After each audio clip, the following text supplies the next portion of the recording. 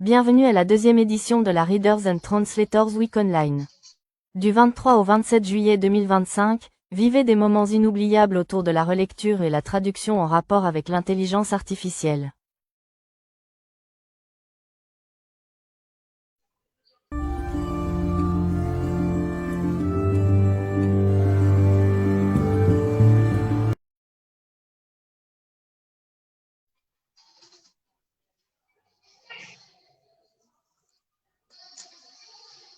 Ok, je vais.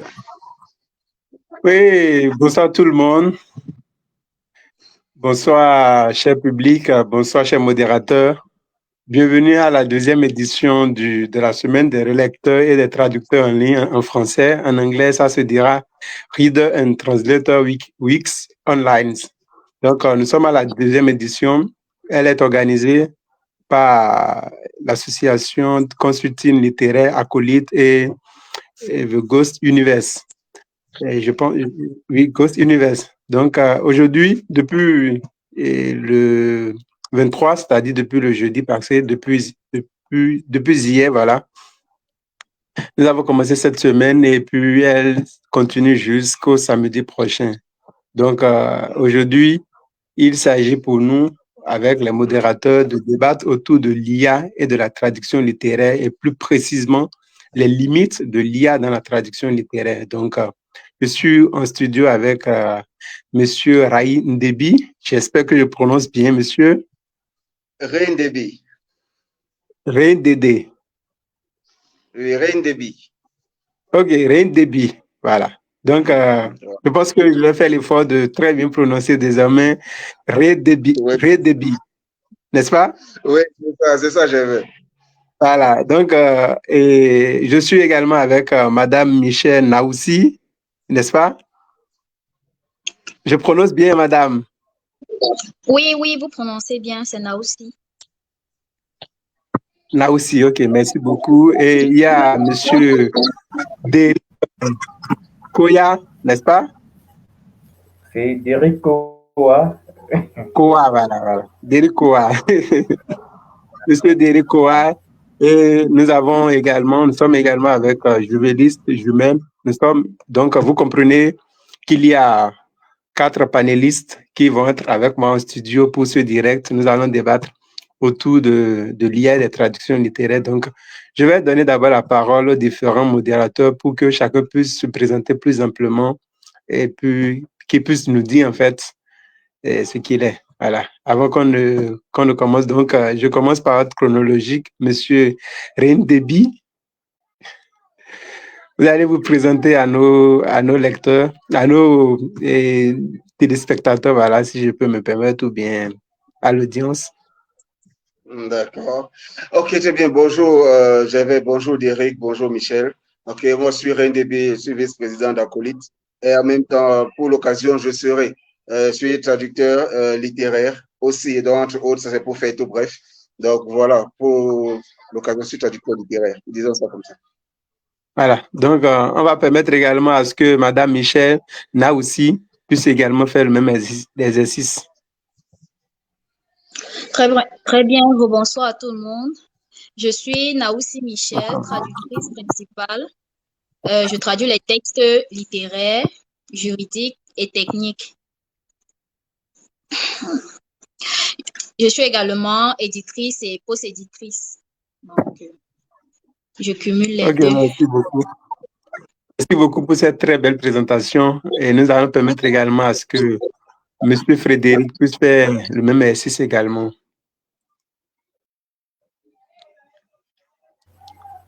Donc, merci bien pour cet honneur que vous me donnez de me présenter. Je suis Derek Koa et j'exerce actuellement en tant que traducteur indépendant pour l'anglais, l'italien vers le français.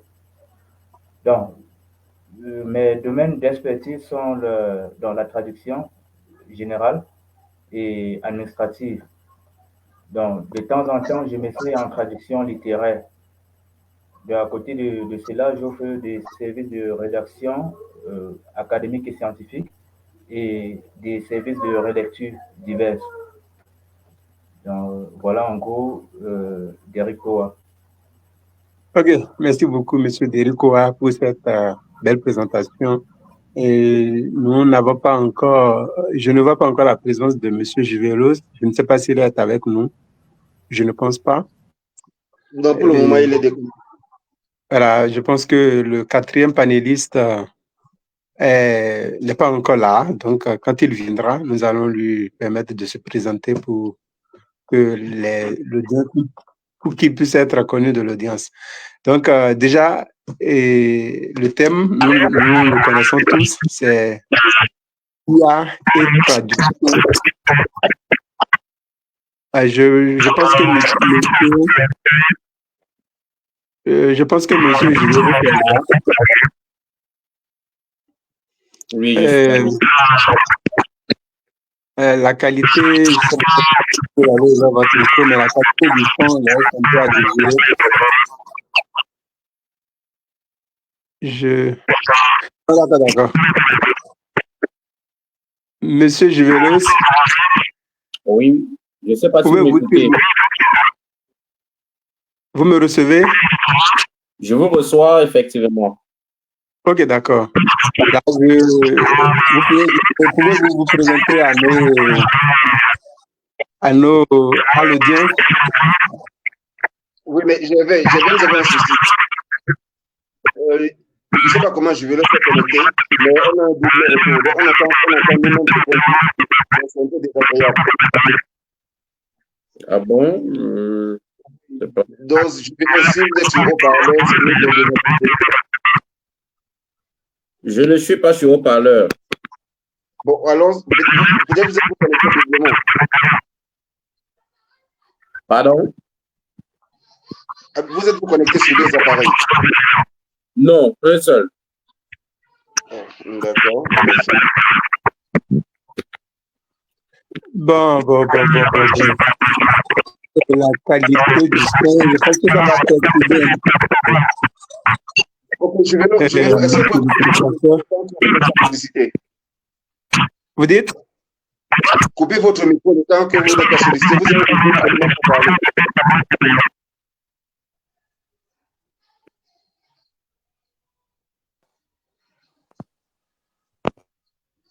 Ok, merci. Ok, j'avais. Oui. Je pense que c'est bien maintenant. Hein. Vous me recevez? Oui, parfaitement. Je pense qu'il n'y a plus de soucis. J'espère qu'on n'aura plus de perturbations et que tout se déroulera très bien pendant les quelques heures que nous avons, les 120 minutes environ.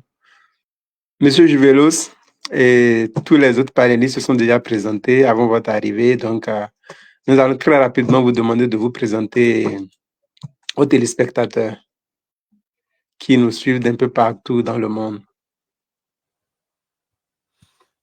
Ok, je ne sais pas si vous m'écoutez. Oui, je vous entends. D'accord, je suis Dominique Juvelos.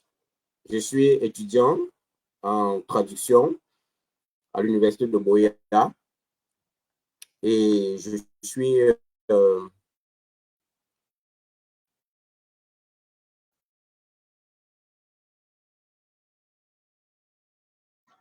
allez-y, je vous écoute et j'espère que c'est le l'université de Tchon en 2022. Je suis auteur de plusieurs articles scientifiques dans le domaine de la langue.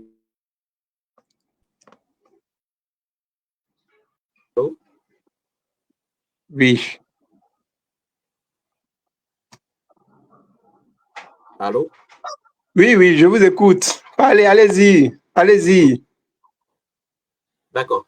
Je disais donc que je suis auteur de plusieurs articles scientifiques dans le domaine de la linguistique, notamment dans le domaine des langues africaines. Oui. J'ai beaucoup travaillé dans le cadre des langues africaines, terminologie, mathématiques, dans deux langues camerounaises, notamment le Nguembo et le Medjumba, qui sont dans les départements des Bamoutos et dans le département du Nil. Voilà, en quelques mots, qui est Domenech Juvelos. Merci. Ok, d'accord. Merci, Monsieur Juvelos, pour la présentation. Et je me suis dépassé un tout petit peu, donc j'ai dû couper la caméra en attendant. Voilà. Et voilà. Je pense que nos différents panélistes se sont déjà présentés. Et puis, nous entrons dans le vif du sujet, comme le diront certains. Donc, vous comprenez déjà que nous sommes en phase de professionnels de la traduction, des gens qui s'y connaissent très bien dans leur domaine. Donc, vous serez très bien servis pour ceux qui veulent savoir l'impact ou du moins les limites de l'IA sur la traduction. Donc, vous serez très bien servis avec les différents panélistes que nous avons. Bon, on dira souvent quand on est en face de ces thèmes-là, parce que je remarque qu'il y a des universitaires parmi nous. Donc, je pense dans l'univers universitaire scolaire, on parlera de clarification conceptuelle.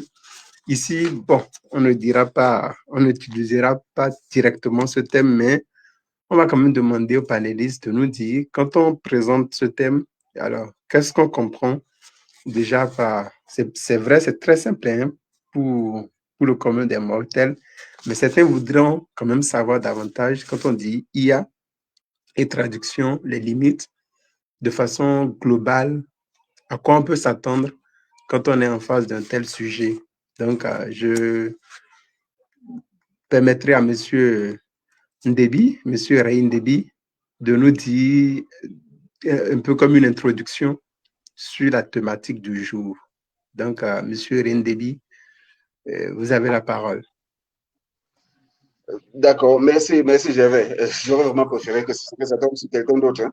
Donc, tout ce qu'on peut dire aussi sur IA et traduction littéraire, quelles sont les limites, c'est tout simplement voir quels sont les challenges déjà avec les nouveaux outils de travail qui impliquent la traduction littéraire.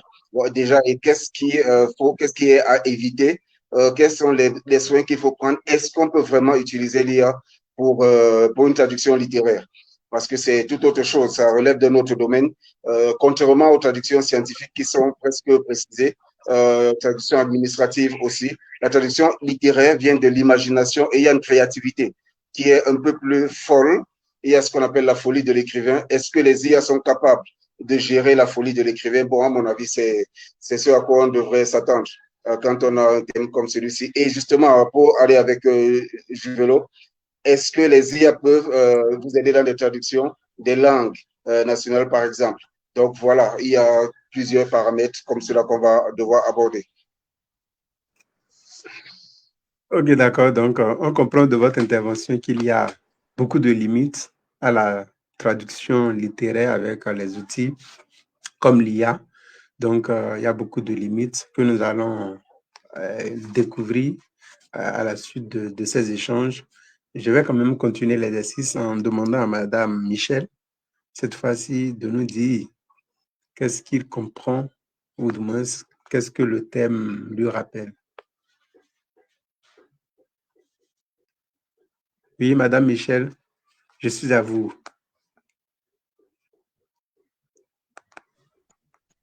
Très bien. Madame Est-ce que Michel, vous m'entendez? okay. Oui, je vous entends. IA et traduction littéraire, quelles sont les limites?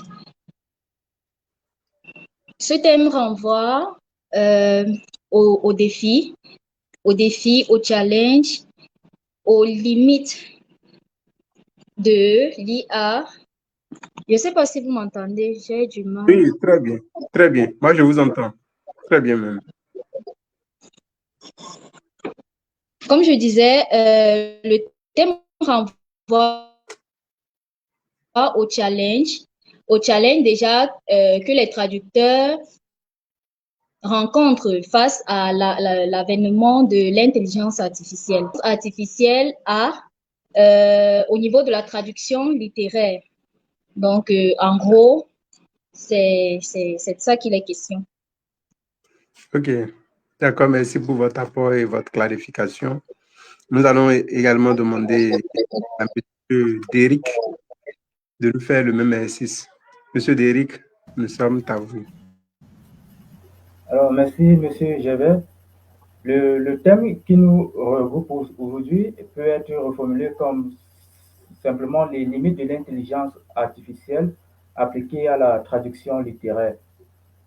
Donc, à mon sens, je pense que notre intervention aujourd'hui pourrait s'attarder à identifier de manière structurée quelques contraintes éthiques, à la fois éthiques et esthétiques, intrinsèques à la traduction littéraire grâce à l'intelligence artificielle générative. Alors, quand on parle de traduction littéraire, je pense qu'on va largement au-delà de la transposition linguistique telle qu'on a eu à connaître avec Diné et Dabenet par le passé. Et aujourd'hui, on va aborder la traduction sous l'angle d'une récréation, si ce n'est d'une transcréation. Donc, aujourd'hui, on va débattre certains aspects liés à. Hier les panélistes d'hier ont abordé les questions d'émotion qu'on pourrait également aborder aujourd'hui. On va aborder les questions de coloration locale qui concernent des aspects culturels qu'on pourrait aborder.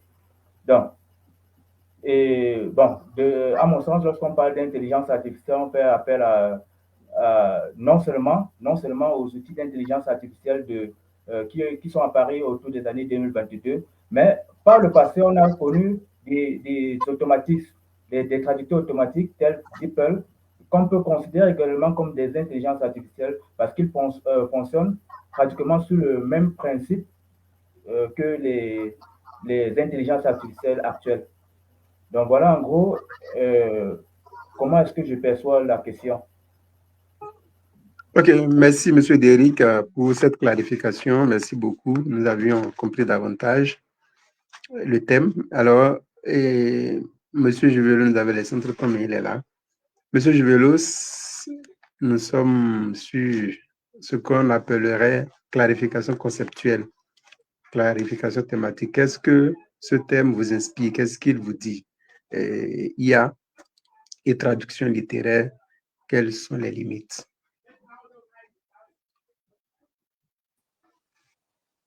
Oui, les limites de l'IA avec la traduction littéraire sont nombreuses parce que davantage, nous qui travaillons sur les langues africaines, où nous espérons que les langues africaines soient intégrées ou bien soient automatisées, il y a beaucoup de difficultés qu'on rencontre aujourd'hui et nous nous disons que pour une traduction faite, une traduction littéraire ou bien littérale faite dans l'IA ne peut pas forcément intégrer tous les paramètres de la culture et ne peut non plus intégrer tous les paramètres des langues africaines que nous avons aujourd'hui. Parce que c'est vrai, on va dire que l'Afrique a le bassin linguistique le plus dense du monde.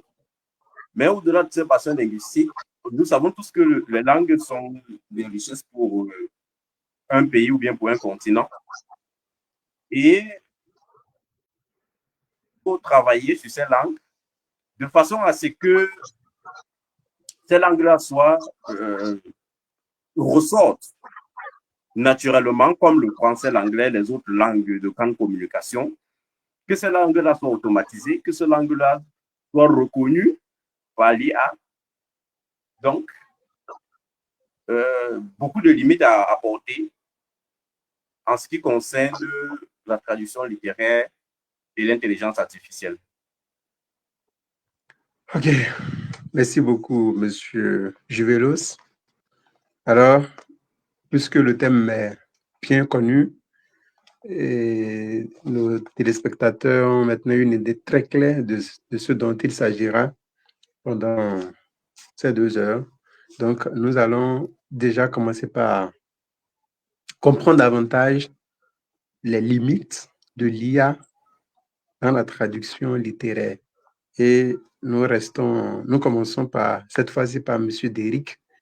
Je voudrais savoir, pour nos téléspectateurs, quelles sont selon vous Nous allons commencer par les langues africaines parce que j'ai repéré dans les différentes interventions l'émotivité, la coloration linguistique, les langues africaines, l'esthétique, l'éthique et beaucoup d'aspects au niveau de l'IA, de l'outil IA dans la traduction littéraire. Donc, nous allons commencer par comprendre l'une des limites qui est au niveau des langues africaines. Quelles sont les limites, les principales limites que l'IA présente pour la traduction des langues africaines, voilà, pour faire plus simple. Je ne sais pas si vous comprenez la question. Si vous ne la comprenez pas, je pourrais la reformuler pour vous. Donc, Monsieur Derrick. je crois l'avoir saisi. Donc, vous demandez, la question que vous me posez est celle de savoir quelles sont les limites. Est-ce que vous me recevez? Oui, je vous reçois. D'accord. Alors, si j'ai bien saisi votre question, vous me demandez quelles sont les limites de l'intelligence artificielle dans la traduction de nos langues africaines. Donc, avant de Exactement. m'engager à dénigrer l'intelligence artificielle, j'aimerais préciser que je reconnais avant tout que l'IA peut aider dans certaines mesures pour gagner du temps, comme certains panélistes l'ont avancé hier, et dans la traduction ou bien dans l'élaboration de certains tests courts. Oui. Maintenant, pour revenir à la question que vous me posez, celle de savoir les limites de l'intelligence artificielle le, sur la traduction de nos langues, je vais aborder cet aspect sur l'homogénéisation culturelle. D'accord. Donc, dans les textes littéraires, il y a certaines voies narratives. Je parle principalement de nos textes littéraires africains.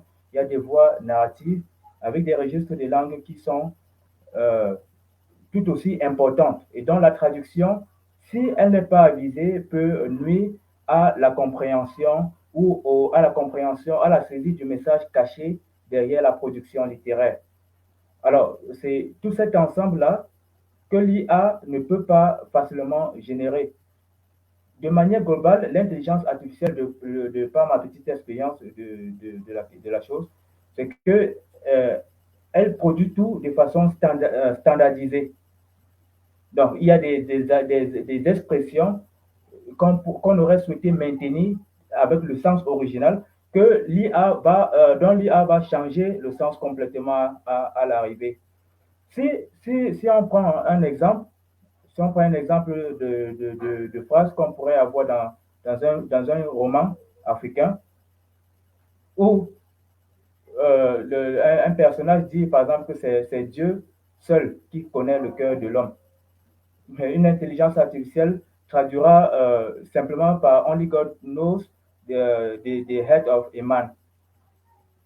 Mais c'est une traduction un peu littérale, mais un traducteur humain pourrait davantage enrichir, afin de permettre au lecteur de mieux comprendre. Donc, on pourrait avoir une proposition du type only the Almighty knows, ou bien understand a man head, can understand a man head. Donc, qui pourrait rendre le sens de cette expression en contexte africain. Donc, à côté de cet aspect, je reviens sur la question de couleur locale que j'ai abordée tout à l'heure dans ma présentation du sujet. Alors, la couleur locale ici renvoie simplement à l'ensemble des réalités culturelles et sociales qui participent de la singularité d'une œuvre littéraire. Donc, ou encore, on peut simplement dire qu'il s'agit là de l'identité culturelle du texte. Ça peut être, entre autres, les noms des personnages, ça peut être, entre autres, les lieux propres au contexte de l'auteur, dans notre cas actuel, au contexte africain. Ça peut être nos us et coutumes. Entre autres, il y a aussi des expressions idiomatiques qu'une intelligence artificielle ne saurait véritablement rendre. Alors, c'est l'ensemble de ces éléments, souvent, je vais dire, souvent spécifiques au contexte ou bien à une région, à une communauté, risque d'être neutralisés par l'automatique, donc bien par l'artificiel, par l'intelligence artificielle. À titre illustratif, on pourrait avoir dans nos langues un test qui elle posa le plat de ndolé sur le tapis. Elle posa le plat de ndolé sur le tapis. Un traducteur automatique va rendre ndolé ou bien une intelligence va rendre ndolé tel qu'il est. Or, si un humain étant conscient, un traducteur humain conscient de la réception de l'œuvre et sachant que le terme ndolé n'est pas connu par le monde, il pourrait procéder à une explicitation qui lui permettrait de décrire brièvement ce que c'est que le ndolé. Donc, lorsqu'il va traduire et qu'il va évoquer le ndolé, il va ajouter des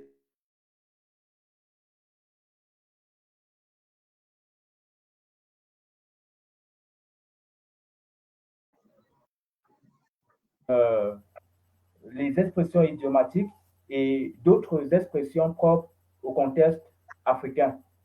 Donc, voilà en gros ce que je pouvais dire sur la question. Merci beaucoup. Merci pour cette très belle intervention, Monsieur Derrick. Donc, est-ce qu'on peut résumer votre intervention en disant, par cette phrase, la traduction... Donc, je ne sais pas si j'ai répondu à votre question, Monsieur Gervais. Oui, bien sûr, vous avez répondu. J'essaie juste de voir si j'ai bien compris aussi. Est-ce qu'on peut résumer votre intervention par cette phrase? L'IA ne rend pas vivant un texte traduit des langues africaines.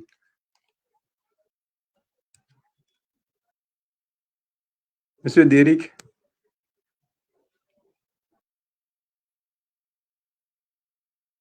Je pense qu'il y a un tout petit peu... Bon, voilà. Avant qu'il ne revienne, nous allons permettre à Monsieur Juvelos de continuer l'exercice. Et la question, c'était de savoir, est-ce que l'IA, quelles sont les limites de l'IA dans la traduction littéraire des œuvres africaines, des langues africaines? Voilà.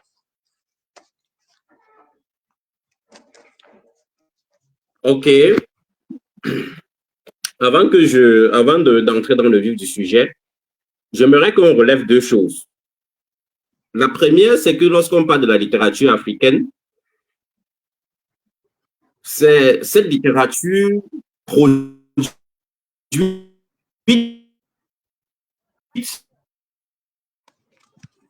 sur le territoire africain. Parce que cette littérature possède un élément culturel, le lieu de production. L'auteur l'a écrit à partir d'un élément, à partir d'une culture, à partir d'un lieu précis, où il y a l'ensemble de ces éléments, il y a l'ensemble des éléments de cette culture-là qui apparaissent dans le livre. Alors, il y a l'autre littérature africaine, et la première littérature africaine, elle peut être écrite en français, et la deuxième littérature africaine, c'est cette littérature qui est faite uniquement en langue africaine. Pour le premier aspect, il est très difficile pour l'IA, lorsqu'on engage une traduction dans l'IA, et que dans la traduction, nous avons un terme comme assaut. Si la traduction de Amadou Kourouma, dans Amadou Kourouma a carrément malinquisé la traduction, malinquisé les écrits dans ses ouvrages. Ça veut dire quoi? Ça veut dire qu'il y a beaucoup d'éléments culturels qui s'y retrouvent. C'est la même chose avec d'autres auteurs africains. Et on peut se rendre compte que si un auteur africain met dans son ouvrage le mot assaut, l'IA ne va pas facilement rendre le mot assaut, parce que l'IA ne comprendra pas ce que signifie assaut. Et c'est où je rejoins Derrick Kowa, qui parle de l'IA comme outil standard. Assaut, dans le contexte, pourra signifier, par exemple, dans le domaine du business, pourra signifier client. Mais en fonction du texte qui sera à traduire, on aura peut-être l'impression que l'IA pourra peut-être rendre quelque chose comme prostituée, mais qui alors que ce terme est un terme connu sur le territoire en fonction du lieu de l'écrivain. Le deuxième aspect, c'est la littérature purement écrite en langue africaine. Elle en existe. Elle en existe. Mais il est très difficile pour l'IA de fait de traduire cette littérature, soit en français ou en anglais ou dans d'autres langues. Pourquoi? Parce que cette littérature jusqu'à aujourd'hui, parce qu'aujourd'hui, les langues africaines n'ont pas encore eu beaucoup d'outils nécessaires, n'ont pas encore eu un background terminologique nécessaire qui est automatisé par la machinisation, ou beaucoup plus dans le Natural Language Processing, ou bien le TAL, traduction automatique des langues, et qui permettent à l'IA de générer facilement des textes traduits ou des textes de la langue source, c'est-à-dire une langue africaine, vers le français comme langue cible ou bien vers l'anglais. Et c'est ce grand défi-là qui reste aujourd'hui, pour nous qui travaillons dans les langues africaines, où on se dit, pour que l'IA arrive à rendre déjà un texte avant qu'on ne passe à la post-édition, ou bien à la révision de ce texte-là, il faudrait automatiquement que des données soient stockées pour que l'IA puisse les générer.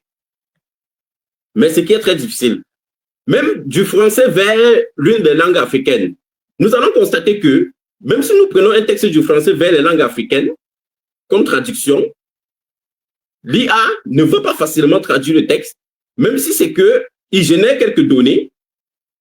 Nous allons nous rendre compte que pour certaines langues, je m'amusais, lorsque j'ai eu le thème, je m'amusais à essayer pour le Sisosa, c'est une langue parlée en Afrique du Sud, une langue administrative d'ailleurs, où j'ai pris les textes, j'ai mis dans l'IA, et ce que l'IA a généré, c'était des mots. L'IA génère sur une seule phrase, l'IA génère la signification, mais essaie de décomposer le mot en disant tel mot signifie, tel mot rentre dans telle catégorie grammaticale, tel autre rentre dans telle autre catégorie grammaticale.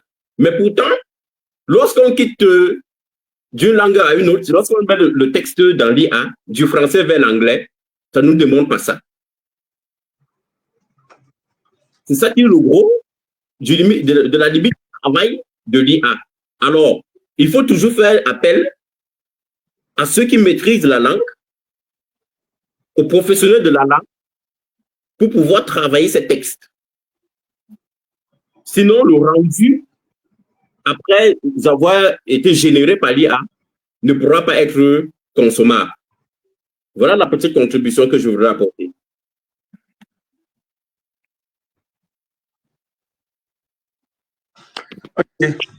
Ok, merci. Je suis vélo d'intervention. Au-delà de la question, vous aviez un exemple sur la littérature. Vrai que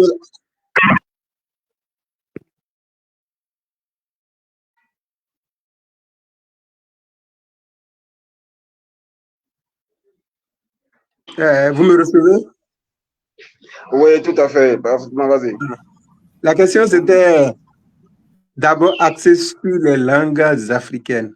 La littérature africaine, oui, les langues africaines. Donc, vous êtes allé au-delà de la question. Donc, on va peut-être revenir sur cet aspect. Lorsqu'on reviendra, vous allez peut-être encore un peu plus approfondir les langues, la littérature africaine cette fois-ci. Maintenant, c'est d'abord les langues africaines dans leur contexte, dans leurs expressions, comment l'IA peut, quelles sont les limites voilà, de l'IA dans la traduction des langues africaines déjà. Parce que je parle, l'une des intentions de la question, c'est aussi la documentation, parce que l'IA, nous savons tous, elle fonctionne sur la base des ressources qu'elle a à disposition. Est-ce qu'elle est suffisamment documentée pour pouvoir traduire efficacement les langues africaines? Voilà, c'est aussi l'un des aspects que je voudrais savoir personnellement à travers cette question. Donc, nous continuons avec Madame Michel Naoussi. Quelles sont les limites de l'IA dans la traduction littéraire des langues africaines? Très bien, merci, Monsieur Gervais. Mon intervention s'inscrit dans le même sillage que les deux autres avant moi. Cependant, avant de commencer, je tiens à dire en fait en quelques mots ce que j'entends déjà par littérature africaine et traduction. Ce que j'entends par ces deux mots-là. Voilà. La littérature africaine, pour moi, est, comment le décrire, est une création, est un art. Très bien. En tant qu'art, il est censé renvoyer des émotions, des subtilités culturelles propres à la culture, propres au peuple, en fait, de celui qui écrit. Maintenant, concernant la traduction, je dirais que la traduction n'est pas un transcodage d'un texte d'une langue A à une langue B. Elle va bien au-delà. Il s'agit pour moi de rendre vivant le texte, de retranscrire le vouloir dire, l'idée, les subtilités culturelles ainsi que les expressions idiomatiques et le contexte dans lequel s'inscrit le texte à traduire. Maintenant, pour ma part, il ne s'agit pas de jeter du revers de la main l'apport que l'IA peut avoir dans la traduction. Pour moi, je dirais que l'IA peut avoir un avantage dans le gain de temps et, comment on appelle? Voilà, de temps et de traduction d'un volume énorme de textes. Cependant, ces textes-là ne peuvent en aucun cas être des textes à caractère littéraire. Des textes techniques encore ça passe. Maintenant, revenons à la question posée. Vous m'avez demandé quelles sont les limites de l'IA dans la traduction des textes littéraires, qu'est-ce que je dis? La littérature africaine. Oui, les textes littéraires écrits dans les langues africaines. Ah, très bien, merci, merci. Très bien, je dirais que l'IA, dans ce cas-là, l'IA n'est d'aucun apport parce que les cultures, les langues africaines ont des, comment le dire, elles sont spécifiques à des cultures. Je prendrai l'exemple, par exemple, l'exemple de Foléré. Foléré a différentes appellations en fonction comment on appelle, de la circonscription ou du pays. Foléré, par exemple, certains Africains, je prends l'exemple de la Côte d'Ivoire, eux, ils appellent Foléré Bissap. Et en France, le foléré est beaucoup plus assimilé à l'oseille. S'il faut traduire ce thème-là, l'IA ne comprendra peut-être pas que le mot foléré renvoie au bissap chez les Ivoiriens et à l'oseille chez les Français. Donc, il faut toujours l'apport d'un traducteur humain pour rendre vivant le texte. Question de donner au texte la valeur et l'idée que l'auteur souhaite transmettre, en fait. Donc, enfin, je pense que c'est tout ce que je peux apporter comme... On vous aurait compris. Merci beaucoup, Madame Michel. Merci bien pour votre précieux apport.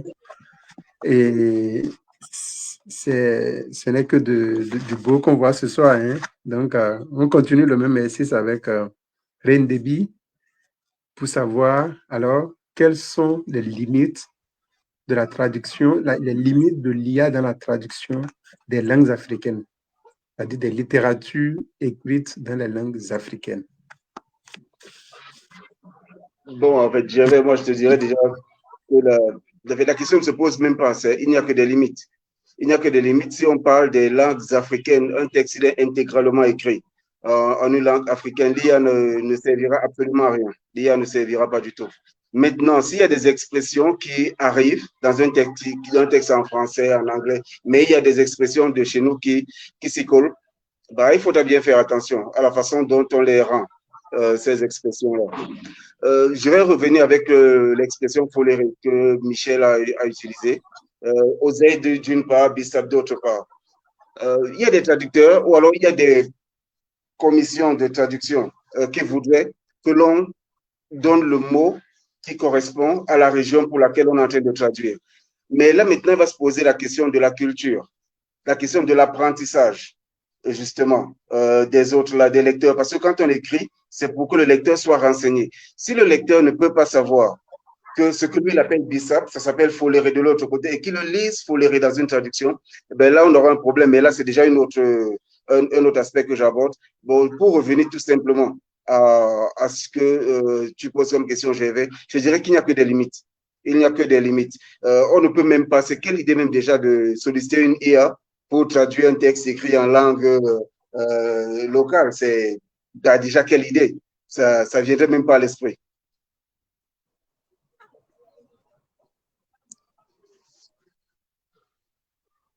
Ok, d'accord.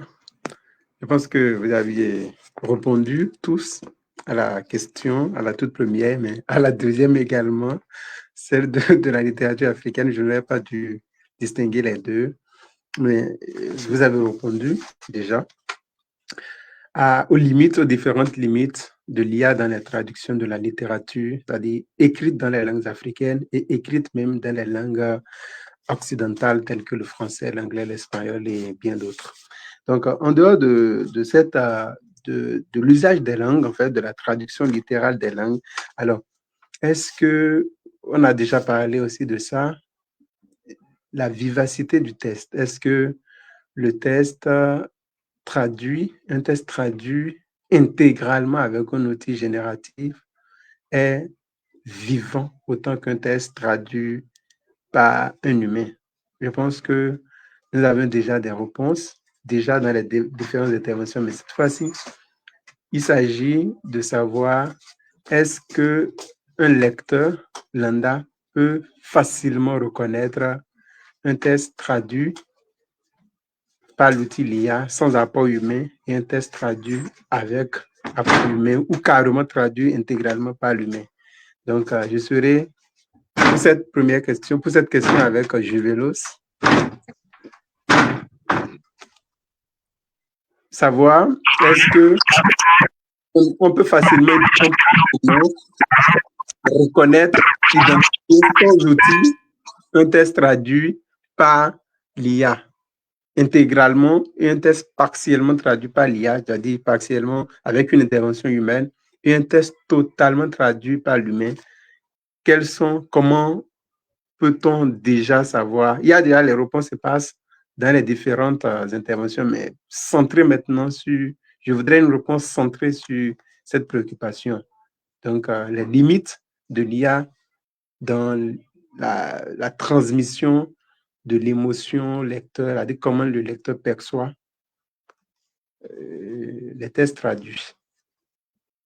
Que ce soit par lui. D'accord. Monsieur Gervais, je crois bien compris. La question, c'est les limites de... Ben, comment est-ce qu'on peut faire la différence entre un texte qui a été traduit avec l'IA et un texte qui a été traduit par une personne, un être humain en réalité? Voilà, c'est ça. Oui. C'est bien ça. C'est très simple. C'est très simple. Si nous prenons deux textes, l'un traduit par l'IA et l'autre traduit par une personne, enfin par un être humain, on va se rendre compte que lorsqu'on...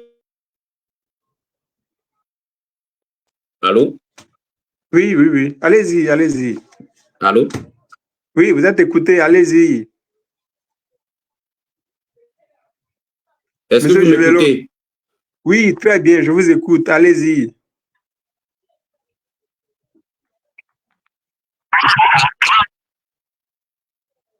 D'accord. Donc, je disais Monsieur que Juvelo.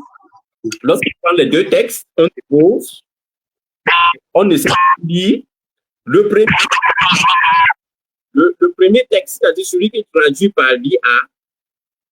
En réalité, lorsqu'on le lit, il y a des aspects stylistiques.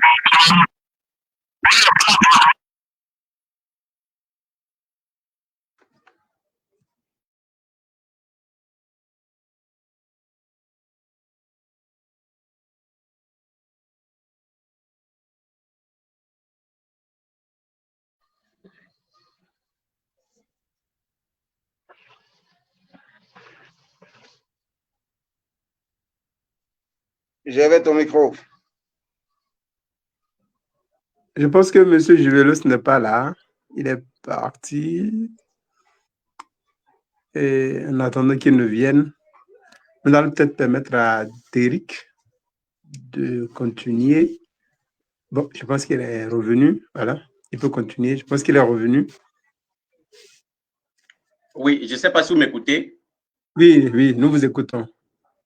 D'accord. Je disais tout à l'heure que lorsqu'on prend les deux textes, on dépose, on va se rendre tout simplement compte que dans les deux textes, le premier texte traduit par IA, il y a des tournures syntaxiques, des tournures stylistiques qui n'existent pas. Donc, le texte est rendu de façon standardisée. Il est standard. Même si on peut se rendre compte que le vocabulaire peut être au-dessus de celui qui est traduit par l'être humain, mais on ne peut pas vivre l'émotion du texte. C'est-à-dire que pour un texte littéraire, il y aura cette émotion-là du texte qui va manquer. Il y aura à l'intérieur également de ce texte de l'IA peut-être moins de coquilles par rapport au texte humain. Parce que le traducteur humain, pendant qu'il est en train de traduire, il essaie de rentrer dans la culture, il essaie de s'approprier le texte et rentrer dans la culture de l'écrivain pour pouvoir rendre fidèlement ce qu'il est en train de traduire. Alors que la machine ne s'approprie pas cette culture-là. La machine essaie de rendre ce qui est stocké quelque part dans une base de données et essaie d'agencer comme elle peut pour pouvoir servir la population. Or, le traducteur humain, lui, prend le temps de s'approprier le texte et de rendre fidèlement ce texte-là, de telle sorte que les émotions soient affectées, que ça affecte le texte. Si le texte est un texte tragique, que le lecteur, quand il le lit, qu'il ressente cette tragédie, qu'il envahisse. Mais si le traducteur humain ne fait pas ce genre de travail, ça veut dire que on reste encore là dans une traduction de l'IA. Ça veut dire que c'est une traduction de l'IA qui a été utilisée. Je ne sais pas si j'ai répondu à votre question. Oui, vous avez très bien répondu et je comprends par votre intervention que même un humain peut traduire un texte qui ressemble à un texte traduit par l'IA s'il n'y met pas l'émotion. C'est ce que vous avez dit en dernière position. Ça veut dire que la différence fondamentale de la traduction littéraire de l'IA et de l'humain, c'est l'émotion, en dehors des questions stylistiques et puis des coquilles qu'on peut revoir. Il y a d'abord l'émotion, mais également la fidélité. C'est-à-dire, quand un humain traduit, on sent en lisant, c'est toujours l'émotion, hein, que c'est l'humain qui l'a traduit. Donc, si l'humain ne met pas l'émotion dans la traduction, alors c'est toujours un texte traduit à l'IA. C'est comme un outil de traduction qui a été utilisé. Donc, je comprends que c'est l'émotion qui fait fondamentalement la différence dans la traduction entre l'humain et l'IA de votre intervention. N'est-ce pas? Monsieur Juvelos. Monsieur Juvelos, vous me recevez? Je ne pense pas. Est-ce que vous me recevez, cher panéliste? Oui, nous vous Oui, recevons. bien sûr, on te reçoit bien. Je pense que M. Juvelos ne me recevait plus. Et alors, dans ce cas, nous allons passer à Derek, M. Derek, pour le même exercice, c'est-à-dire pour nous dire alors quelles sont les limites, tout en restant dans la perspective dans l'optique des limites, quelles sont les différences fondamentales de la traduction d'IA et de l'humain. Comment on identifie un texte qui a été traduit à base d'un outil comme l'IA, d'un outil génératif comme l'IA?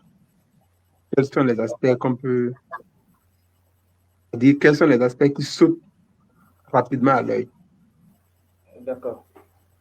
Donc, la question de départ était celle de savoir si l'on peut facilement reconnaître un texte littéraire traduit entièrement ou partiellement avec une intelligence artificielle.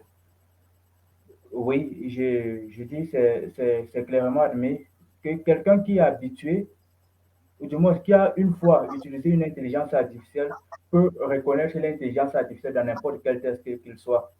Parce qu'il y a des expressions qui apparaissent régulièrement, peu importe la commande que vous passez à l'intelligence, ces mots, ces thèmes-là vont réapparaître. Donc, déjà, dans ce sens-là, on peut clairement voir ces aspects-là. Mais je vais plus insister sur la question de l'émotion, qui est un thème qui revient depuis hier. L'émotion est ce qui fait la différence entre un texte littéraire, une œuvre littéraire et un ouvrage ou bien tout autre type de production. L'émotion, c'est l'élément central dans la littérature. Et c'est elle qui nous permet donc de voir l'empathie, qui nous permet d'immerger le lecteur dans l'intention de l'auteur. Or, les systèmes d'intelligence artificielle actuels traitent l'information, traitent les textes plutôt comme une donnée et sans tenir compte non seulement du contexte, mais aussi de la sensibilité, de l'intention qui se cache derrière telle ou telle production. Et en le faisant, on voit clairement qu'il y a une négligence, une certaine négligence des subtilités émotionnelles que ce soit au niveau du rythme, parce qu'il est clairement admis, l'intelligence artificielle ne peut pas traduire une prose ou bien un poème rythmé, par exemple, et retransmettre la même intention souhaitée par l'auteur original. C'est carrément impossible. Donc, il y a cette incapacité-là pour l'intelligence artificielle de traduire l'émotion humaine. Prenons une scène, par exemple, où un personnage perd un être qui lui était cher. Et au lieu de dire qu'il pleura toute la nuit, l'auteur peut-être dit, en décrivant la scène, dit il pleura toute la nuit. L'intelligence artificielle aura de la peine à faire ressentir au lecteur la douleur des pleurs du lecteur. Or, un agencement humain pourrait retransmettre cette information-là. Lorsqu'on dit il pleura toute la nuit, c'est pour faire comprendre au lecteur la douleur. L'intelligence artificielle ne ressent rien, carrément. Donc, elle ne peut pas pleurer, elle ne peut pas trembler, elle ne peut pas avoir des peurs. Donc, elle est standard, comme je l'ai dit dans ma dernière prise de parole. Donc, je pense à mon sens que une bonne traduction littéraire doit être une collaboration entre l'auteur original et le traducteur humain, proprement dit. Je fais partie de ceux qui pensent que qu'on ne peut pas traduire un texte littéraire sans avoir parlé de vive voix avec l'auteur pour comprendre l'intention qu'il voulait transmettre. C'est impossible. Or, l'intelligence artificielle, c'est vrai, il y a des intelligences artificielles avec qui vous pouvez communiquer, mais jusque-là, il y a des limites dans la mesure où elle ne peut pas véritablement comprendre l'intonation de la voix avec laquelle l'auteur original pourrait vous expliquer certains aspects de son œuvre qu'il voulait transmettre. Donc voilà en gros ce que je peux dire. La différence, pour terminer, la différence entre la traduction humaine et la traduction intelligente, donc la traduction intelligente par l'IA, c'est que l'intelligence artificielle va passer son temps à décrire. Or, avec un traducteur littéraire humain, on va procéder à une récréation, à une transcréation pour recréer le sens, ou pour recréer l'émotion qui a été cachée dans le texte original. Donc voilà en gros ce que je peux apporter comme contribution sur la question. Merci beaucoup, Monsieur Derrick. Merci bien pour votre intervention. Alors, nous sommes maintenant avec Monsieur Rindebi. Sur la même question de savoir est-ce que on peut facilement identifier un texte traduit à base d'un outil comme l'IA. Et, Oui, bien. Et quels sont les aspects? Oui, déjà, oui, parce que quand vous êtes habitué à la lecture, je dis la lecture de façon simple, vous pouvez reconnaître un texte qui n'a pas été produit déjà par un être humain. Et ça, c'est un point. Maintenant, il y a trois choses qui apparaissent quand on écrit. Il y a le regard, il y a le sentiment et il y a la voix. Ce sont ces trois éléments qui rentrent dans la production d'un texte, qui rentrent dans ce que le contexte permet à l'auteur de réaliser, de produire comme écriture. Et quand vous avez ce triangle-là, regard, sentiment et voix, et que vous le prenez pour le plonger dans un outil d'IA, vous perdez déjà le regard. Parce que le regard, l'auteur a sa propre sensibilité que vous ne retrouverez pas. Donc, l'auteur a cette sensibilité-là que vous allez perdre. Et c'est ce regard-là, lui, justement, il va naître de ce regard un sentiment particulier qui va entraîner une voix. Et cette voix aussi, vous allez la perdre. C'est pourquoi on dira que certains textes n'ont pas d'âme. Certains textes manquent d'âme quand il y a des traductions. C'est clair qu'il y a des traducteurs qui peuvent faire penser à des IA parce qu'ils ont un niveau supérieur à celui de l'auteur. Même ça, on en a vu pas mal déjà. Mais les textes qui viennent de l'IA, en général, ils sont plats et ils sont tous traduits sur le même modèle. Si vous prenez les textes, beaucoup de textes, vous rentrez dans l'écriture américaine, j'ai envie de parler de littérature, mais de l'écriture américaine, où il y a des best-sellers à tous les coins de rue, et où on écrit énormément. En un mois, vous écrivez 4 romans de 400 pages chacun, et vous allez vous rendre compte que surtout au niveau des descriptions, vous rencontrez les mêmes éléments. C'est presque la même chose. J'ai été dans un groupe de travail avec des auteurs américains. Et j'ai été surpris, ça c'est un groupe de poésie. Mais j'ai été surpris de voir comment ils écrivaient tous, je veux dire, pratiquement de la même façon. C'est la même disposition. Ce sont les mêmes mots pour décrire les mêmes choses. Le regard, on le dit de la même façon. Ceci, on le dit. Bon, maintenant, est-ce qu'il y a ce qu'on va maintenant appeler une intelligence commune, une créativité, un génie commun, ou alors c'est tout simplement qu'ils ont les mêmes outils? Oui, pour pouvoir produire le texte là-dessus dans la production. Et quand on rentre maintenant dans la traduction, les retrouver, ça devient encore plus facile. Déjà, il y a des points élémentaires qui ont été soulevés, comme sur le point de la rime, par exemple, pour ceux qui vont écrire des poèmes.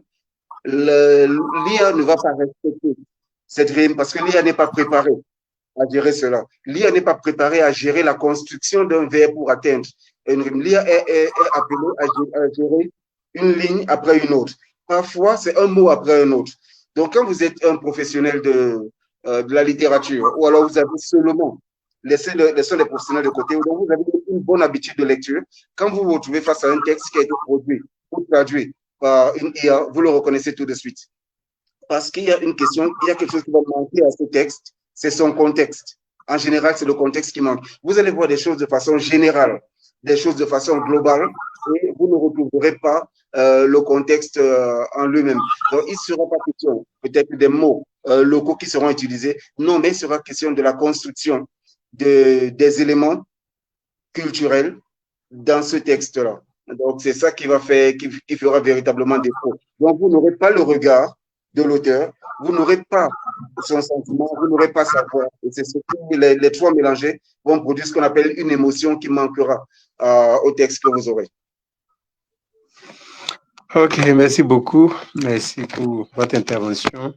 Il y a les auditeurs qui nous écrivent déjà, qui posent des questions, des préoccupations, mais qui font aussi des apports. Malheureusement, on ne pourra pas tout lire.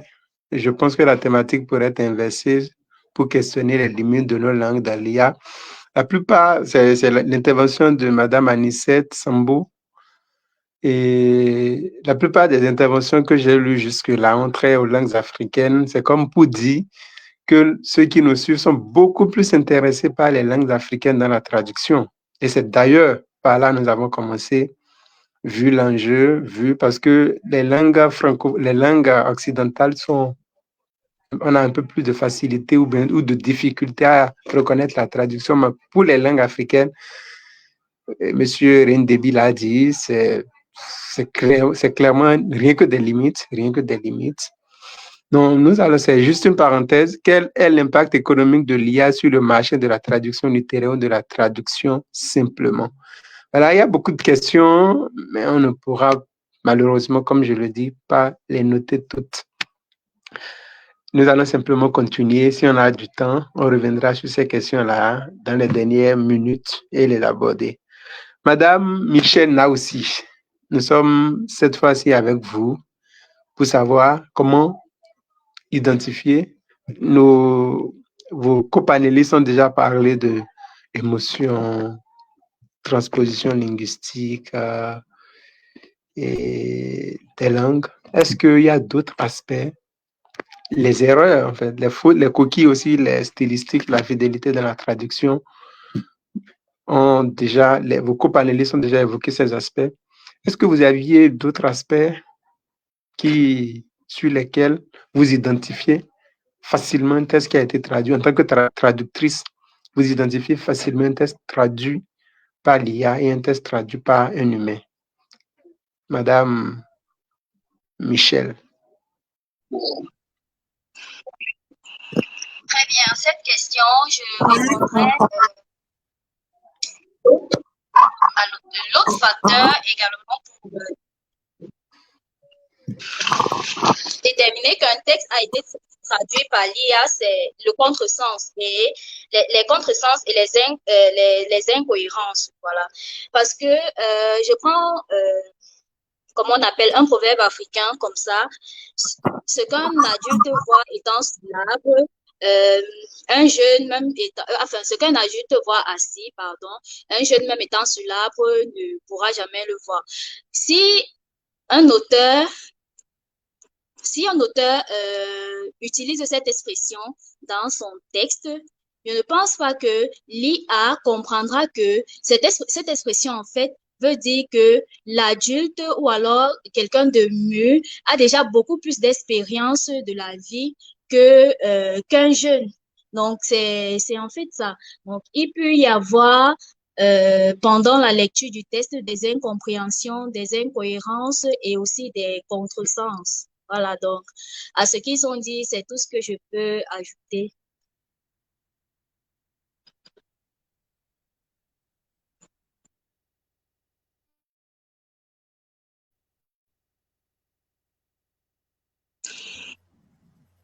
Monsieur Javert, votre micro est coupé. Est-ce que J'avais le micro. Toutes mes excuses, je vous ai bien entendu. Je disais en fait qu'il y a Madame Marianne Jocom qui pose une question très pertinente ici. Elle demande elle a entendu parler de l'émotion, mais qu'il y existe des tests bien écrits sans émotion, des tests imparfaits avec des émotions. Quelle est donc la règle recherchée? L'émotion ou l'écriture? Bon, si je dois peut-être résumer ou bien réinterpréter sa question, c'est de savoir, même déjà dans l'écriture du test, il y a des tests dépourvus d'émotion. Bon, c'est comme ça que je comprends. Et il y en a qui sont pleins d'émotions, mais qui sont imparfaits. Alors, est-ce que c'est la question de l'émotion dans la traduction? Est-ce que c'est du revers de l'IA? Est-ce que ce n'est pas déjà dans le test produit par le lecteur et par l'auteur? Voilà. Et Monsieur Juvelos, est-ce que... Non, je pense qu'il n'est pas là. Et Monsieur Derrick, est-ce que vous pouvez faire un petit apport par rapport à cette préoccupation? Est-ce que l'émotion dans le test, parce que depuis que nous sommes là, enfin, au moins depuis un certain temps, Nous avons parlé d'émotion dans les tests. L'IA ne reçoit pas l'émotion. Est-ce que la question de l'émotion, c'est à l'IA qu'il faut, et est-ce que c'est l'IA qui est responsable de l'émotion d'un test? L'IA, dans la traduction, voilà. Est-ce que l'IA ne fait pas juste, ne révèle pas juste ce que l'auteur a écrit? Je ne sais pas si vous m'avez compris. Je vous ai compris, Monsieur Gervais.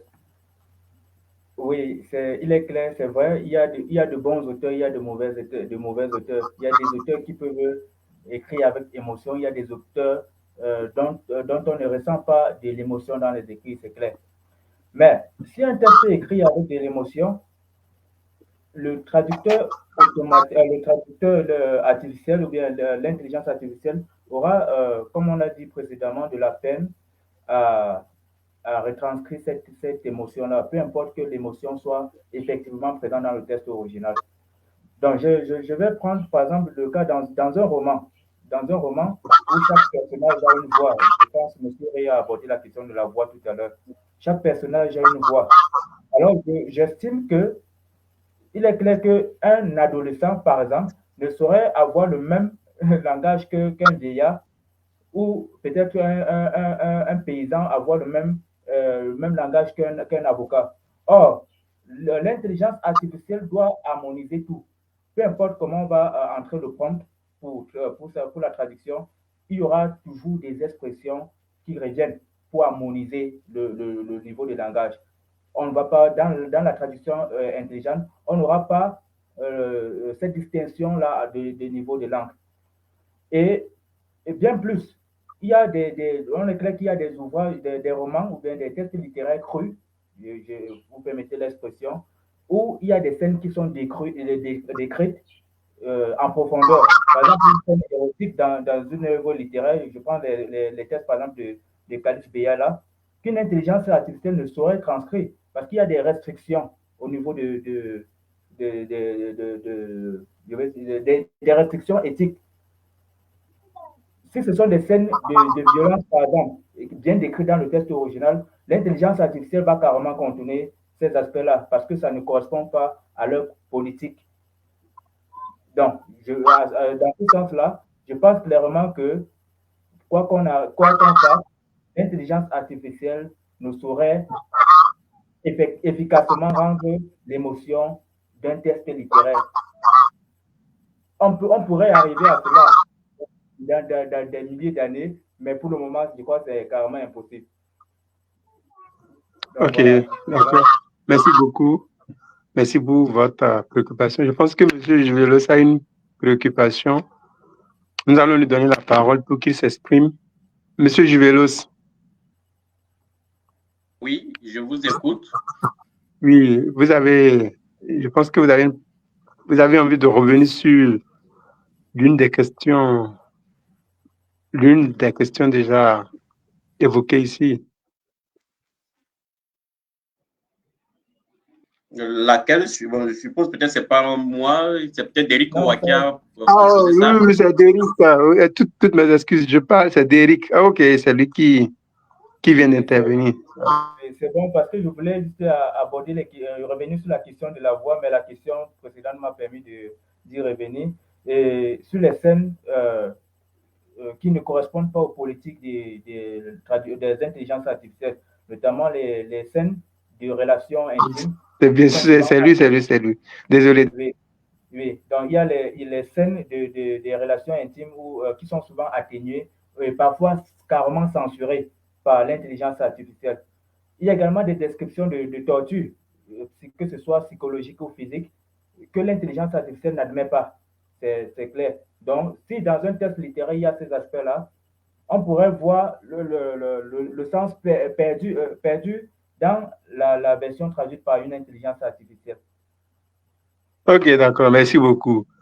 On va continuer avec Reine Déby et lui demander est-ce que la question de l'émotion incombe à l'IA dans la traduction, la question de l'IA dans la traduction littéraire incombe à l'IA ou à l'auteur. Monsieur Derrick, je pense, vient de dire que l'émotion ils vont de donner sa réponse en signifiant que l'émotion, il y a des auteurs qui ne l'ont pas, il y a des auteurs qui l'ont. Mais quand un test est écrit avec beaucoup d'émotion, c'est là la difficulté de l'IA. Ce qui suppose que si le test est dépourvu d'émotion, alors on peut le traduire plus facilement avec l'IA sans qu'on ne sente s'il y a une intervention humaine ou pas. J'espère que je ne suis pas en train de travestir vos propos, monsieur Derrick. C'est exactement ça. Je pense que ça va. Ok, d'accord. Donc, monsieur Déby, est-ce que vous pensez comme lui, ou du moins, quel est votre point de vue sur la question? Est-ce que la question de l'émotion dans la traduction littéraire est d'abord du ressort de l'IA ou bien de l'auteur?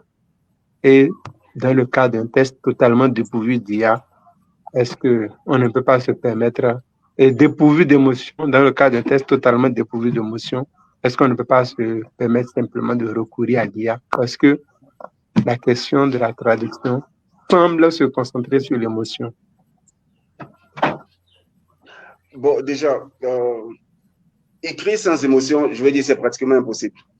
On ne peut pas écrire sans émotion. Oui, il y a des textes qui sont plats, il y a des textes qui sont vides par endroits, mais des textes totalement vides. Vous trouverez jamais un roman de 200 pages, par exemple, qui ne porte aucune émotion.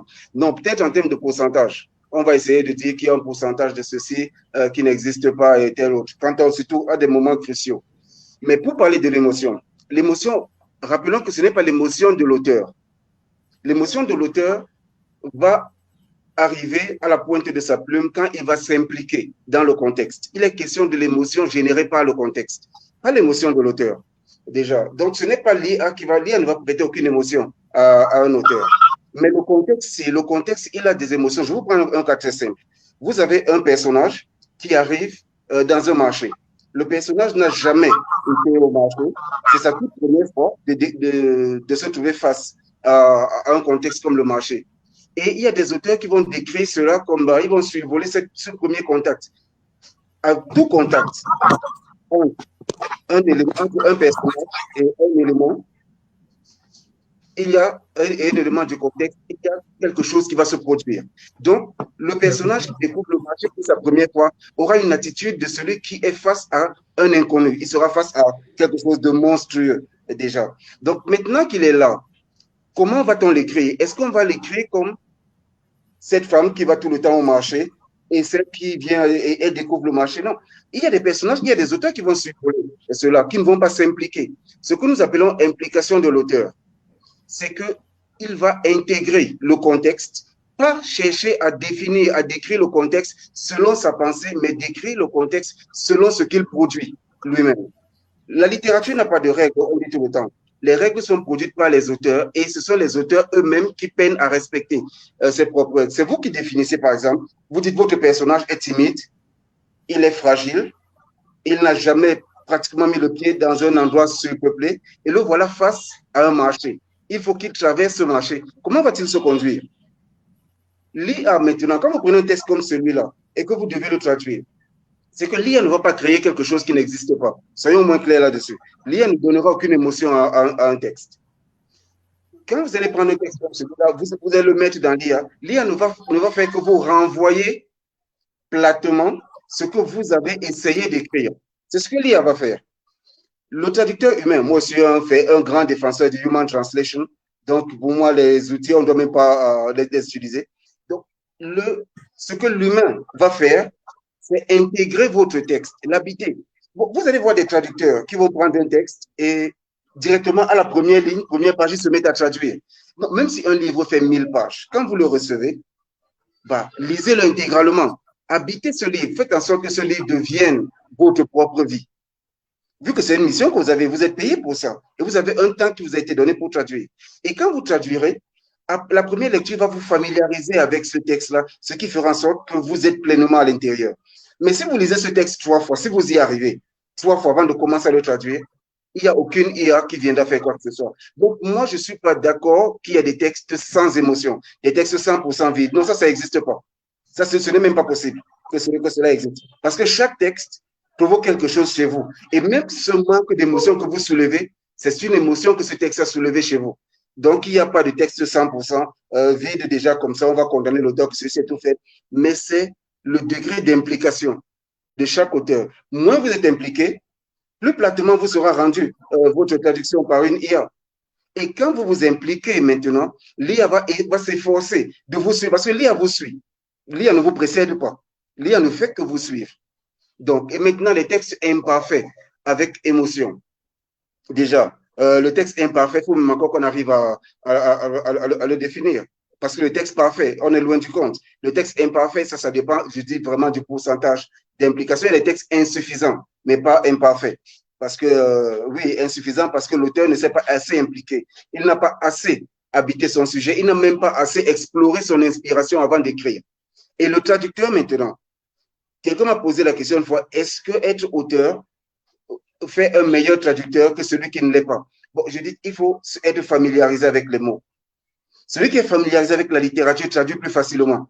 Celui qui arrive là parce que, bon, parfois il y a des bilingues, il faut aussi faire une séparation entre le gars bilingue et le traducteur. Il faut faire la séparation aussi entre les deux. Donc, la personne qui vient traduire, parce qu'elle parle des deux langues, évidemment, n'y sera pas. Il faut avoir une forte habitude de lecture. Une forte habitude aussi d'écriture. On ne vous demande pas d'écrire pour publier, mais d'être familiarisé avec l'écriture. Bon, et ça, évidemment, la grande lecture va le permettre. Donc, voilà pour ce que je peux dire concernant les questions d'émotion. Les auteurs vont s'impliquer et l'IA va suivre. L'IA ne va jamais précéder.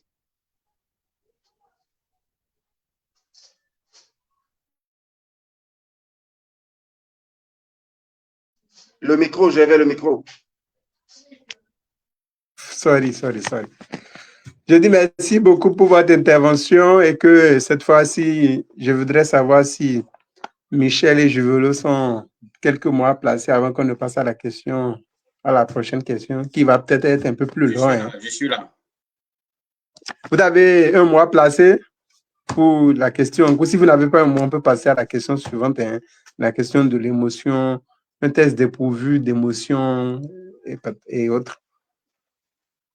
Est-ce que vous aviez un mot? Si vous n'en aviez pas, alors. Juvelos? Oui. Si vous avez un mot, alors placez votre mot rapidement et puis.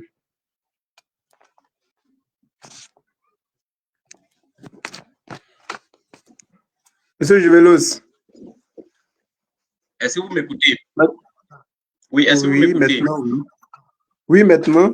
Je vous écoute maintenant.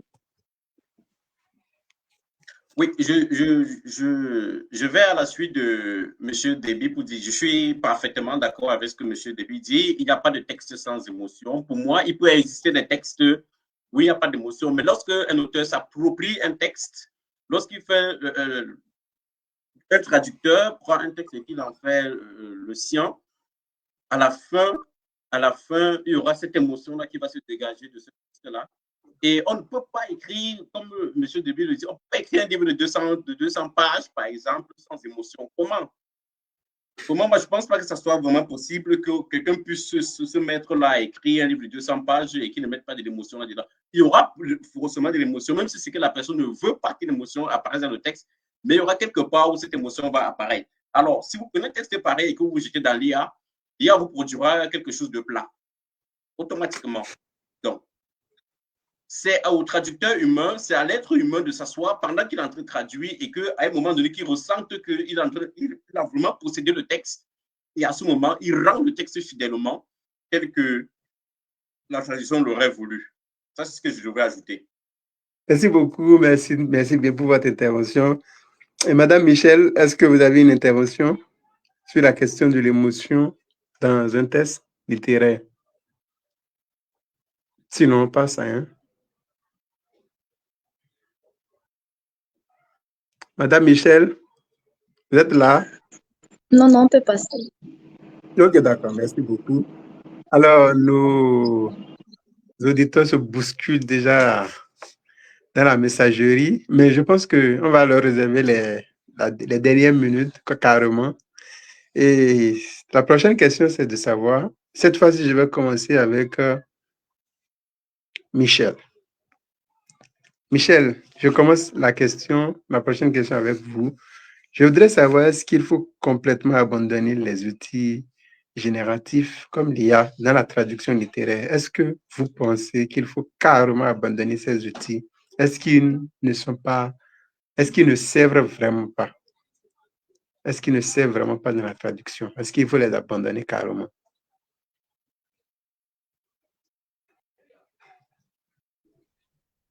Très bien, C'est la question. merci pour la question. Personnellement, comme j'ai dit au départ, pour moi, il ne s'agit pas de jeter du revers de la main l'intelligence artificielle parce que d'un certain côté, l'IA nous permet également de gagner en temps et de traduire en un temps record un volume, comment le dire? Important. Un volume, pardon. Un volume important. Très bien, merci. Un volume important de texte. Je vais parler de DeepL. DeepL, qui nous permet de faire la traduction automatique neuronale.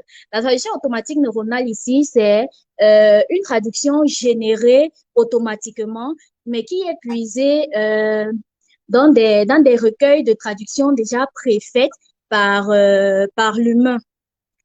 Donc, ça veut dire que DeepL, ce que DeepL fait, c'est que DeepL puise dans des traductions déjà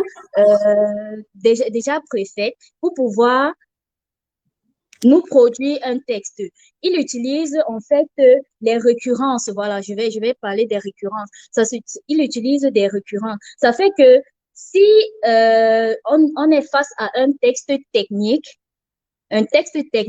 dépourvu de spécificité culturelle, dépourvu d'émotions, dépourvu comment dirais-je, dépourvu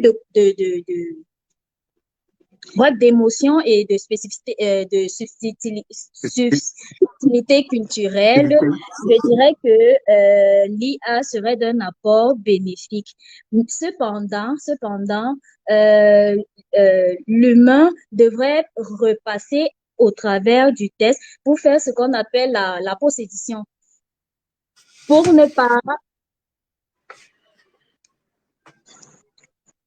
pas donner au client un texte uniquement traduit par l'intelligence artificielle qui déjà manquerait d'humanisme, voilà. Donc. Merci beaucoup, Michel. Merci pour votre intervention. Ça veut dire que l'IA a beaucoup de limites. Nous avons passé tout ce temps à évoquer les limites de l'IA. Et cette fois-ci, c'est de savoir est-ce que malgré toutes ces limites, malgré tout cela, est-ce qu'il faut quand même continuer par utiliser cet outil? Et s'il faudrait l'utiliser, dans quel contexte l'utiliser? C'est à cette question que Michel vient de répondre et c'est à cette même question que j'invite Derrick à répondre. Derrick. Oui, monsieur Gébert, merci de me permettre d'intervenir sur la question. Alors, j'ai dit à l'entame de mon propos, avant de dénigrer, je valorise l'IA dans la mesure où elle nous permet de gagner du temps, d'accord, et de nous proposer dans certaines mesures des premières versions à partir desquelles on pourrait procéder à une post-édition pour davantage peaufiner et adapter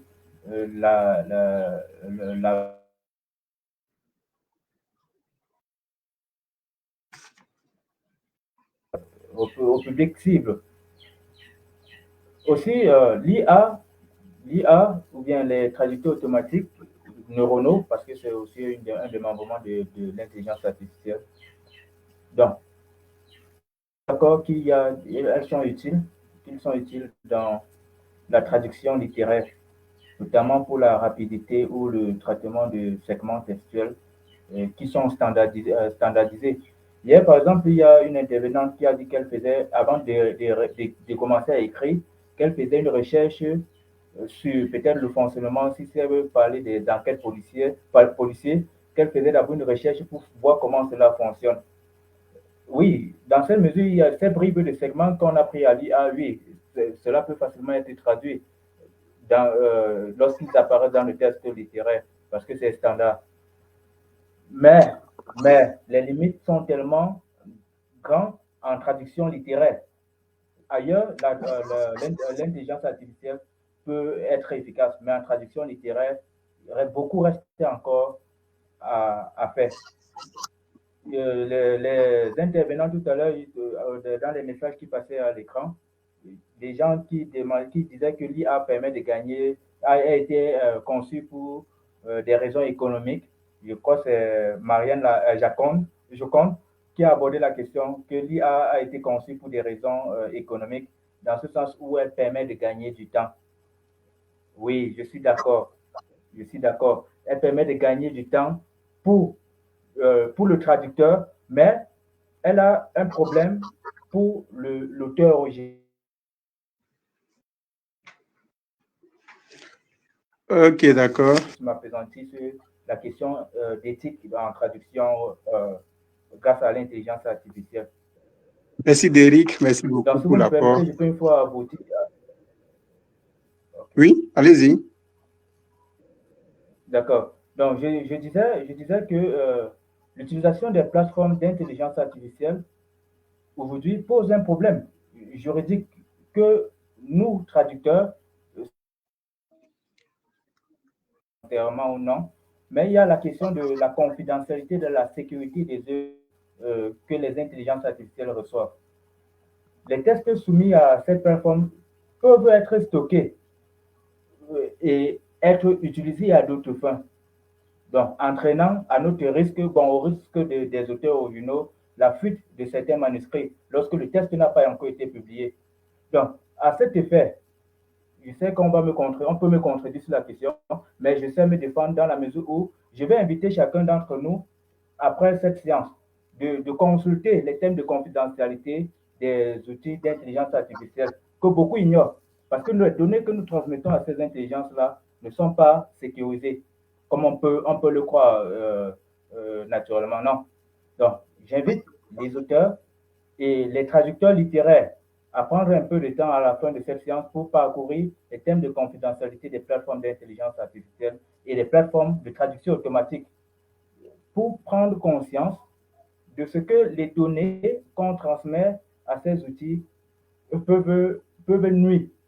Pas pour le traducteur, peuvent nuire, pas au traducteur, mais à l'auteur du texte original, dans la mesure où il peut avoir fuite de son texte même avant la publication effective. Alors oui, cette réalité dans l'intelligence artificielle nuit non pas seulement au traducteur, parce qu'il peut faire des fausses traductions et qui font en sorte qu'on ne le recommande plus, mais aussi et surtout à l'auteur, qui peut avoir des pertes économiques graves. Donc voilà la petite intervention que j'avais apportée. Merci beaucoup. Donc ça veut dire que malgré ces outils algorithmiques, il faut toujours continuer par solliciter les services d'un traducteur professionnel et ne pas totalement abandonner l'IA. Il faut l'abandonner, il faut savoir l'utiliser.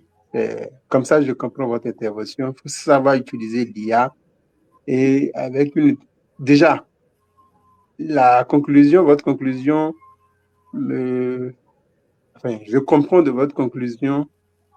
Il faut faire très attention à l'utilisation de l'IA et pour aller plus loin, ne pas l'utiliser parce que la question de la confidentialité, tout ça que vous avez évoqué, il vaut mieux ne pas aller vers ces outils parce que quand on y va... Oui, en fait, ce que je dis, c'est que on ne peut pas un traducteur.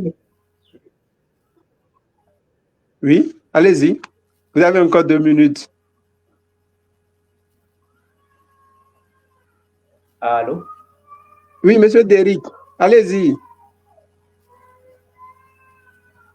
Monsieur Derrick. Oui, je disais, oui, ce que je proscris, c'est le fait qu'un traducteur prenne un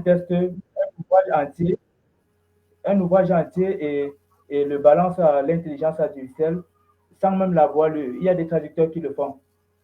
Il y a des traducteurs, on ne peut pas, ce n'est pas tout qu'on passe à l'IA. En fait, ce n'est pas tout. Il y a des données confidentielles qu'il faut restreindre. Ok, il faut se passer de Donc données à voilà, l'IA. Merci je beaucoup. pense que j'ai Donc, terminé avec ce point. ok, donc vous préconisez une utilisation raisonnée des outils algorithmiques.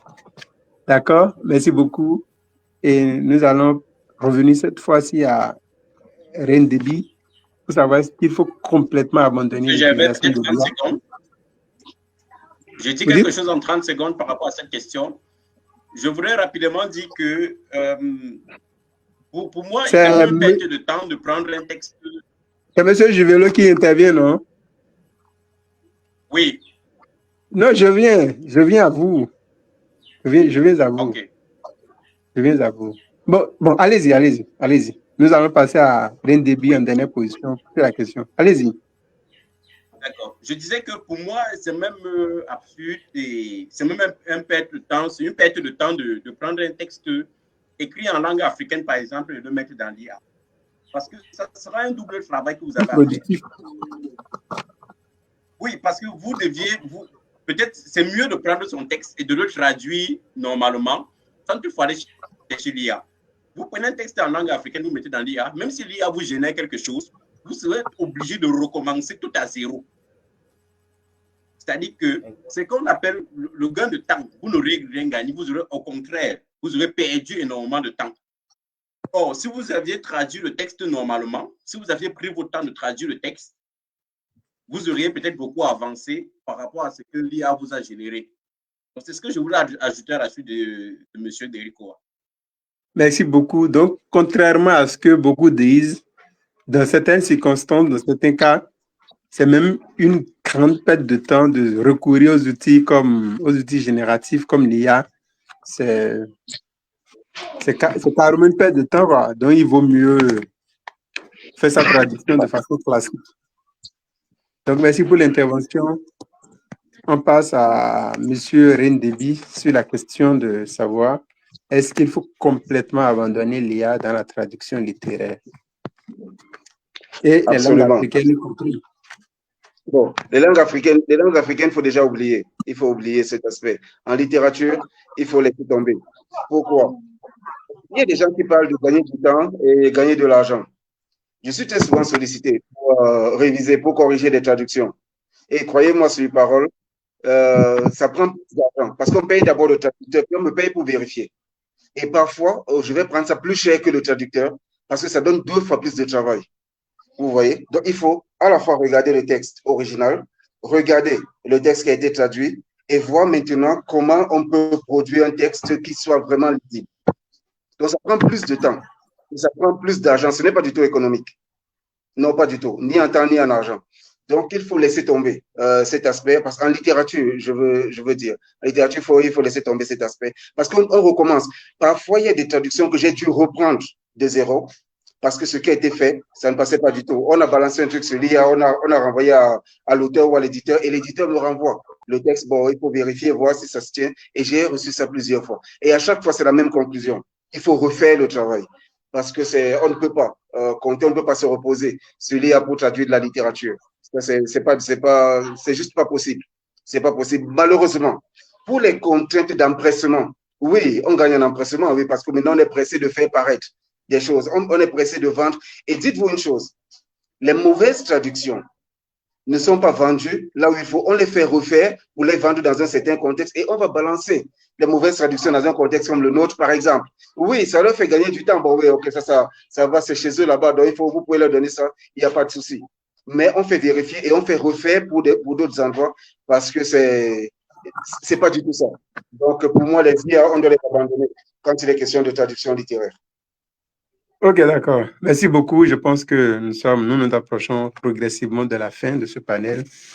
Mais avant de passer à la conclusion, on va faire un tour dans la messagerie. Et on a beaucoup de messages, beaucoup d'interventions. On ne pourra malheureusement pas tout lire parce qu'il y a beaucoup. Les auditeurs sont beaucoup intéressés par la question. Donc, on va juste sélectionner quelques-unes, s'il vous plaît. Je vous prie, ne vous fâchez pas. On ne pourra pas répondre à toutes les questions. Il y a une question qui a été adressée particulièrement à Michel. C'est elle que je suis en train de chercher. Je ne l'ai pas encore retrouvé. Je sais pas. Une question qui a été adressée à Michel. Je voudrais la prendre en première position. Voilà. Je ne sais pas si Oui, quelqu'un a la question là. oui, la question est affichée à l'écran. Tu peux la Euh, voir? Voilà, voilà.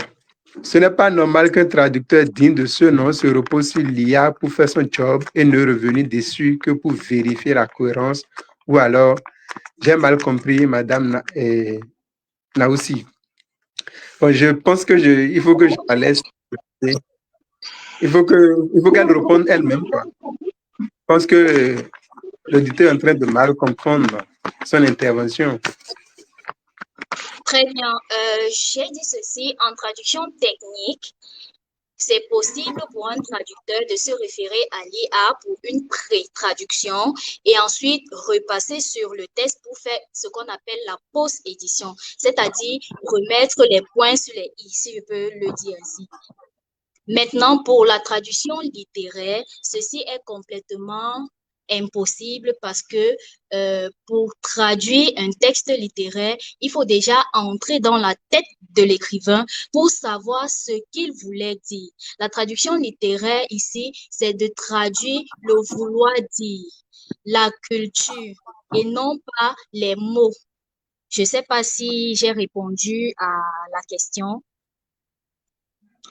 Bon, je pense que on va, si le téléspectateur n'est toujours pas convaincu, et ne vous comprend toujours pas, je pense que vous pourriez continuer les échanges après le panel. Donc voilà, ce qu'il faut donc retenir sur mon intervention, c'est que l'IA peut passer pour la traduction des textes techniques, cependant, pour la traduction des textes littéraires, non. D'accord. Merci beaucoup. Merci pour la clarification. Il y a une question qui a été adressée aussi à M. Juvelos. Monsieur Juvelos, vous avez aussi une question. Je ne l'ai plus retrouvée. Hein. Je viens. Oui, je crois que là, il serait mieux qu'on conclue. On ne va pas abuser de la patience de nos followers. Et comme il a été indiqué, les panélistes pourront répondre en commentaire après le direct. Donc, les questions seront Okay, là, donc ils pourront toujours répondre. Donc, on va simplement laisser les followers répondre après le panel. Et nous sommes dans la dernière ligne droite. Je demanderai, pour aller plus vite, à tout un chacun de s'exprimer globalement sur la question à titre de conclusion sur la thématique du jour, de nous dire globalement, de nous faire un petit exposé sur l'IA, traduction littéraire, quelles sont les limites. Et je commence avec Derrick. Monsieur Derrick, qu'est-ce que les followers peuvent comprendre de notre thématique du jour en résumé de nos différents échanges de votre intervention aujourd'hui? Alors, merci pour... Quelles sont les limites? D'accord. Merci beaucoup, Monsieur Gervais. Et merci à toutes et à tous pour ce brillant échange déjà. Alors, pour terminer, ce que je vais dire, c'est simplement que, jusqu'à preuve du contraire, l'intelligence artificielle reste un outil utile en traduction générale, mais difficile d'être adapté en traduction littéraire. Dans la mesure où la traduction littéraire demande un peu plus que de l'automatisme, dans la mesure également où il faut pouvoir récréer le contexte et les émotions, le contexte et les réalités qui se cachent derrière le texte original.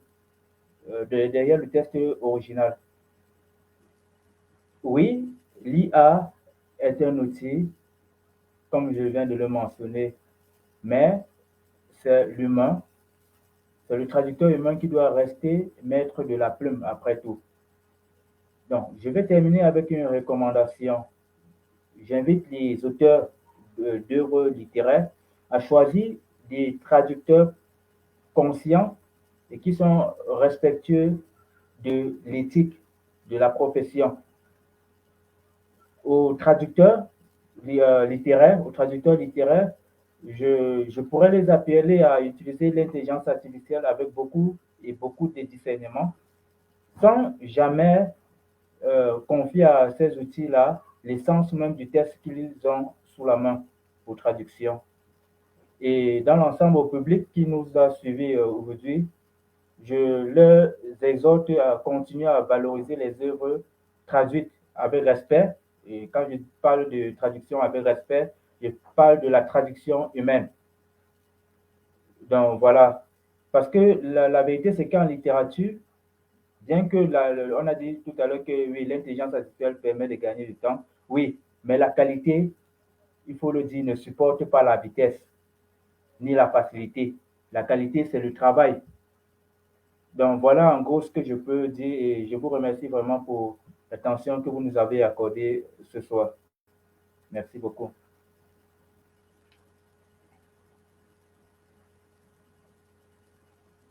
Votre micro, Monsieur Gervais.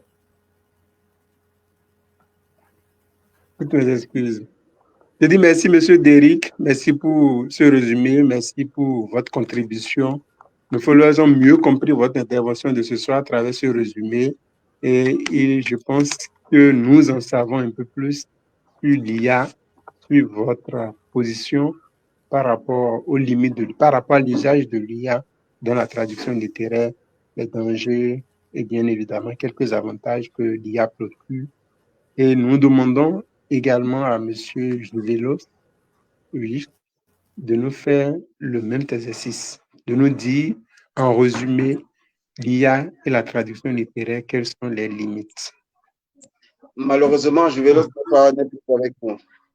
Ok, là, on passe directement à Rendebi qui nous fait une conclusion du panel de ce soir. Bah, d'accord. D'abord, merci, hein, merci à tout le monde qui nous a suivis. Merci pour toutes vos questions.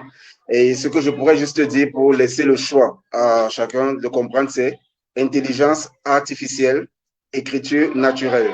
Donc, si vous voulez traduire du naturel avec de l'artificiel, je vous souhaite bonne chance. Mais une chose est certaine, vous allez être obligé de revenir sur vos pas ou de revenir vers nous et parfois de faire invalider vos traductions. Parce que c'est ce que nous faisons le plus souvent quand nous recevons des textes à corriger, des traductions à corriger.